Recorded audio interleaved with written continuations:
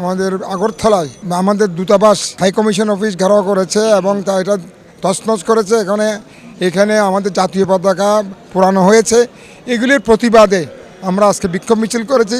আমরা মনে করি এটা একটা ভারত যে কাজগুলি করছে, এটা আমি মনে করি একটা দেশের আভ্যন্তরীণ ব্যাপারে হস্তক্ষেপ করছে।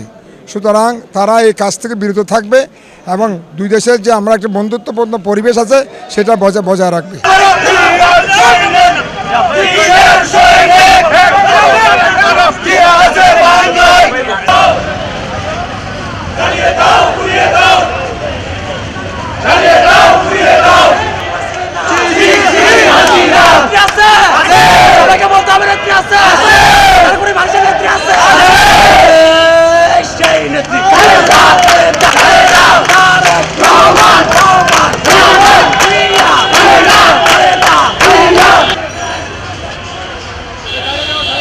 এই যে আমাদের বাংলাদেশের দূতাবাসে যে হামলাটা করছে, এটা নক্কারজনক হামলা।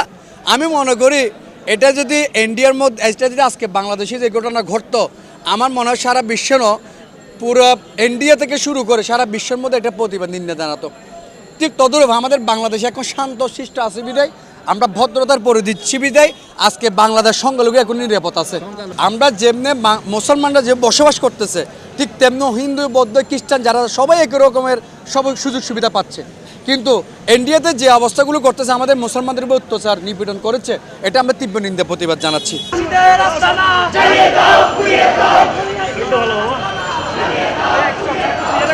ভারতীয় রাজাকাররা সহ এবং ভারতের আধিপত্যবাদী গোষ্ঠী আজকে একত্রিত হয়ে ভারতে বাংলাদেশের দূতাবাসে হামলা হয়েছে এবং আমাদের জাতীয় পতাকাকে অপমান করা হয়েছে। আমরা এর তীব্র নিন্দা প্রতিবাদ জানাই। আমরা ইতিমধ্যে একটি বিক্ষোভ মিছিল করেছি। আমাদের আন্দোলন সংগ্রাম চলমান।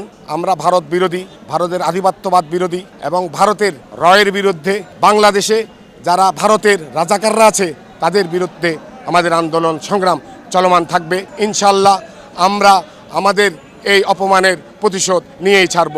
জেনেভার কনভেনশনের লয়ে বলতেছে কোনো দেশের একটি দূতাবাসে আঘাত করা, তথাপি সারা বিশ্বের দূতাবাসকে আঘাত করা। তো আপনারা যেখানে আমার দেশের দূতাবাসকে রক্ষা করতে পারতেছেন না, সেখানে আপনি কেমনে হিন্দুদেরকে আপনি রক্ষা করবেন? আপনাদের নিজেরাই আগে 7 সিস্টার ঠিক করুন এবং আপনাদের দেশের মৌলবাদ সাম্প্রতিক দাঙ্গা চলতেছে ওইটা রক্ষা করুন এবং সর্বোপরি মুসলিমদেরকে, যারা নির্যাতিত মুসলিম আছে ওদেরকে আপনারা রক্ষা করুন। আগে আপনারা নিজের তরকারি তেল দেন সর্বোপরি, তখন আমরা আমাদের দেশকে, আমাদের যে স্বাধীন দেশ, আমরা আমাদের শান্তিপ্রিয় জনগণ, আমরা আমাদের মতো থাকবো। এমন কাজ করবেন না যেন আমরা আপনাদের সাথে, প্রতিবেশীর সাথে আচরণ খারাপ হতে বাধ্য হয়।